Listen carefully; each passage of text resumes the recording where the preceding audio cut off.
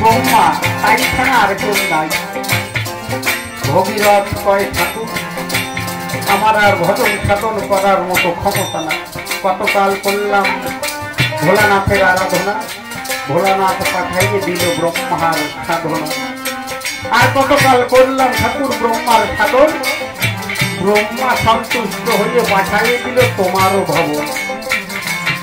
আর কতকাল করলাম তোমার উপাসন, এখন তুমি বলো গঙ্গা দেবে ব্রহ্মা ঠাকুর আমার আর সাধন বদন করার ক্ষমতা নাই। তুমি দাঁড়াও, দণ্ড দুটাও দাঁড়াও ঠাকুর, আমি এরে মরি মরি। চরণ যুগল দাও ঠাকুর, দুই হাতে ধরি ধরি। ঠাকুর আমার আর ভজন সাধন করার ক্ষমতা নাই, তোমার চরণ যুগল দাও, আমি তোমার চরণ ধরে আমি তো চরণে এই দেহ প্রাণ বিসর্জন করি। ভক্তের ব্যথা ভগবান কবু সইতে পারে না। বলছে ভগীরথ গঙ্গা তোকে দেব থাম, তোর মরার দরকার না, আয় আমার সঙ্গে। এবার নারায়ণের পীতাম্বরের নিচে ভগীরথকে লুকিয়ে নিয়ে ব্রহ্মলোকে চলেছে নারায়ণ। ধ্যানের ঘরে ব্রহ্মা করেছে দর্শন, তার ধ্যানের পুরো প্রাণের দেবতা নারায়ণ আসছে তার মণ্ডল। শিষ্যদেরকে আদেশ দিয়েছে, শিষ্যগণ নারায়ণ কি করেছে, ছলনা করে ব্রহ্মলোকের জল হরণ করেছে, শুকিয়ে ফেলেছে। ব্রহ্মলোকে কোথাও কোনো জল নাই। বামাঙ্গে পীতাম্বরের নিচে ভগীরথকে নিয়ে গিয়ে যখন দাঁড়ায় ব্রহ্মার সম্মুখে, গুরুকে দেখতে পেয়ে ব্রহ্মা গিয়ে সভক্তি অন্তরে প্রণাম দিয়ে সুখী। ব্রহ্মা চিন্তা করে কি আমার ব্রহ্মলোকে কোথাও জল নাই, কোথাও যদি জল না থাকে এক জায়গায় আছে, সে জল কেউ শুকাতে পারে নাই, ব্রহ্মার কৌমণ্ডল।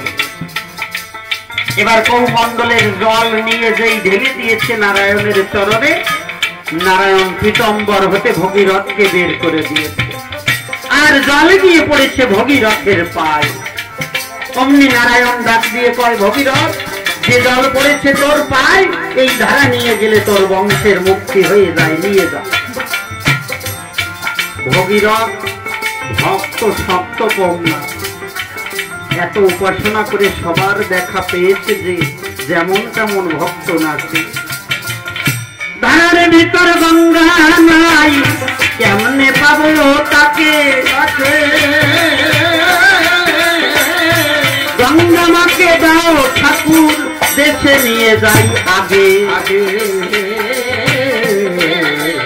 ঠাকুর এই ধারার ভিতরে গঙ্গা নাই, আমি তো শুধু আমার বংশ উদ্ধারের জন্য আসি না, গঙ্গা মাকে যদি আমি নিয়ে যেতে পারি অনেক ভক্ত মায়ের করুণা পাবে। আমি যদি ধারা নিয়ে যাই শুধু আমার বংশের মুক্তি হবে, আর তো কারোর কোনো কর্মে লাগবে না। ঠাকুর আমি ধারা নিতে আসি নাই, আমি গঙ্গা চাই, গঙ্গা দাও।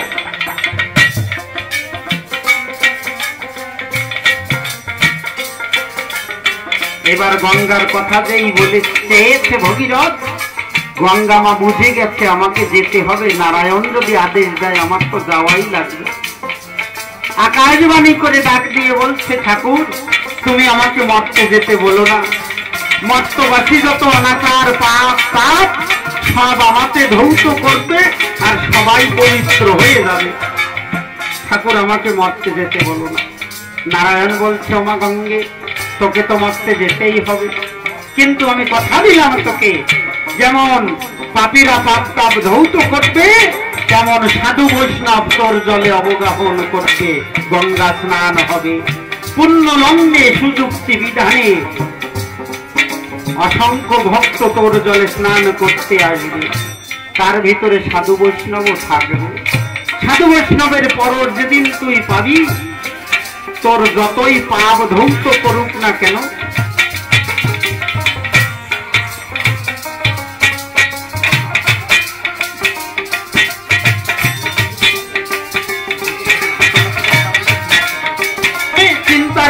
চাই, আমি আশীর্বাদ দেই, তোর জল কোনোদিন ম্লান হবে না, পতিত হবে না। তোর জল সব সময় পবিত্র থাকবে, যতই পাপ ধৌত করুক না কেন। আমি কথা দিলাম, জামা ভগীরথের সঙ্গে যা, বংশের উদ্ধার করে দিয়া। এবার গঙ্গা যেতে রাজি হয়েছে।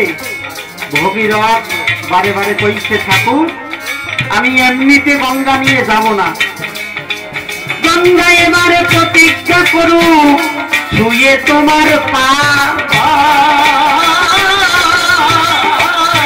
আমার বংশ উদ্ধার না করে ফিরে আসবে না। ভক্ত কেমন বলছে, গঙ্গা প্রতিজ্ঞা করুক ছুঁয়ে তোমার পা, আমার বংশ উদ্ধার না করে ফিরে আসবে না। এবারে গঙ্গা নারায়ণের পা ছুঁয়ে প্রতিজ্ঞা করিল,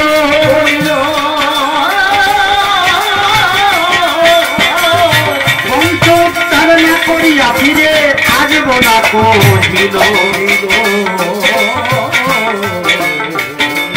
এবার গঙ্গা নিয়ে ভগীরথ রওনা করবে মনে আশা করেছে।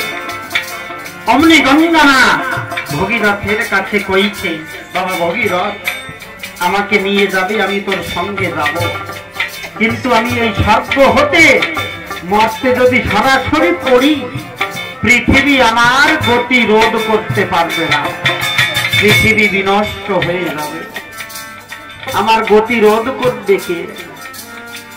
এমন সময় ভোলানাথ ডাক দিয়ে কয়, আমাকে নামতে বল, আমি জট বিস্তার করেছি, তোর মায়ের গতি আমি রোধ করব। ভোলানাথের জটে মা গঙ্গা আটকা পড়ে গেল,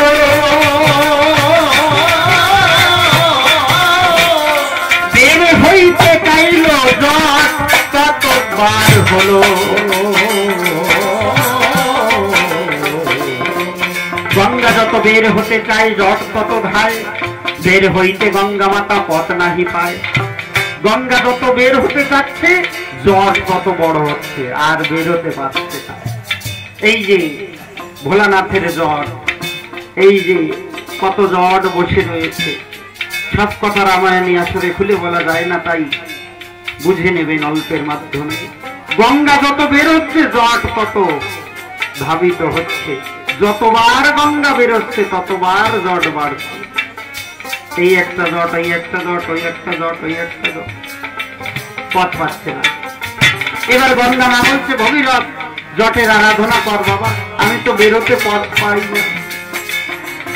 শিব ঠাকুরের কাছে করজোড়ে নিবেদন করছে, ঠাকুর আমার আর তপস্যা করার ক্ষমতা নাই, তুমি যদি দয়া করে বের করে দাও গঙ্গা মা পাই। এবার ভোলানাথ দয়া করে কৃপা করে জট থেকে গঙ্গা মাকে বের করে দিল। গঙ্গা বের হয়ে গোমতী পর্বতের মাঝখানে পড়িল। গোমতী পর্বতটা কেমন, চারিদিকে উঁচু, মাঝখানে গর্ত, আটকা পড়ে গেছে। বলছে, ভগীরথ বাবা আমি তো বের হতে রাস্তা পাই না, আমি যদি নিয়মের বহির্ভূত কর্ম করি, উজানে ধাই, উপরের দিকে যাই, তাহলে এ সংসারে মানুষ বলতে কেউ থাকবে না। আমি যদি নিয়ম মতো নিচের দিকে ধাবিত হই, তাহলে সৃষ্টি বজায় থাকে। আমি যদি উপরের দিকে যাই, মানুষ বাস করবে কোথায়? আমার তো উপরে যাওয়ার কায়দা নাই, বাবা আমার নিচ থেকে বের করে দে। বলে, মা আমি কি করব, আমার তো কিছু জানা নাই, কোনো উপায় নাই। বলছে, যা ইন্দ্রের কাছে গিয়ে, তার দুরন্ত হাতি আছে করি, করির দাঁত দিয়ে যদি এই পাহাড়টা ফুটো করে দেয়, তাহলে আমি নিচ থেকে বের হবো ধরায়, আমাকে বের করার পথ করে দে। ইন্দ্রের করির কাছে গিয়ে যেই জানায়, ইন্দ্র কয়, বাপু আমার বাধ্য নাই, তুমি বই বলে নিয়ে যাও, দিলে পতো নয়। করি তো আমার বাধ্য নয়, তুমি বলে কয়ে নিয়ে যাও। করির কাছে গিয়ে যখন কয়, করি কয়, আমি এক শর্তে পাহাড় ছিঁড়ে দিতে পারি, তোমার মাকে যদি এক রাত আমি পাই, বিনা স্বার্থে আমি কর্ম করতে না চাই, আমি কি পাবো? আমি তো তোমার মাকে বের করে দেবো, আমি কি পাবো? তোমার মা যদি আমার সাথে এক রাত থাকে, তাহলে আমি পাহাড় ছিঁড়ে দেবো। ভগীরথ মায়ের পাশে এসে দাঁড়িয়ে দাঁড়িয়ে কাঁদছে, বলছো মা করি যে কথা বলেছে আমি সন্তান হয়ে তোর কাছে বলতে পারবো না, মা চলতে চাস না, তোকে আর নিয়ে যাওয়া হলো না, আমি বিফল হয়ে গেলাম মা। গঙ্গা বলছে ভগীরথ আমি মা হয়ে অভয় দিলাম, ওটা তো তোর কথা নয়, সে কি বলেছে আমার কাছে বলবি এ সময়, বল কি বলেছে, তোর কোনো অপরাধ নাই। বলছে মা ইন্দ্রের করি বলেছে তোমায় যদি এক রাত পায় তাহলে পাহাড় ছিঁড়ে দেবে দাঁতের আঘাতে, নতুবা নয়। গঙ্গা মা বলছে যা করির কাছে গিয়ে বল আমি এক না 7 রাত থাকবো করির সাথে, কিন্তু আমারও একটা শর্ত আছে, আমি 3টে ঢেউ দেব করির গায়ে, যদি সইয়ে বেঁচে থাকতে পারে তাহলে আমার এই এক না 7 রাত পাবে, যা। ভগীরথ গিয়ে যখন 7 রাতের কথা কয়, মদে মত্ত হয়ে ইন্দ্রের করি পাহাড় ছিঁড়তে যায়, করিবর মাতিল রে বসে সাজিল রে, করিবর মাতিল।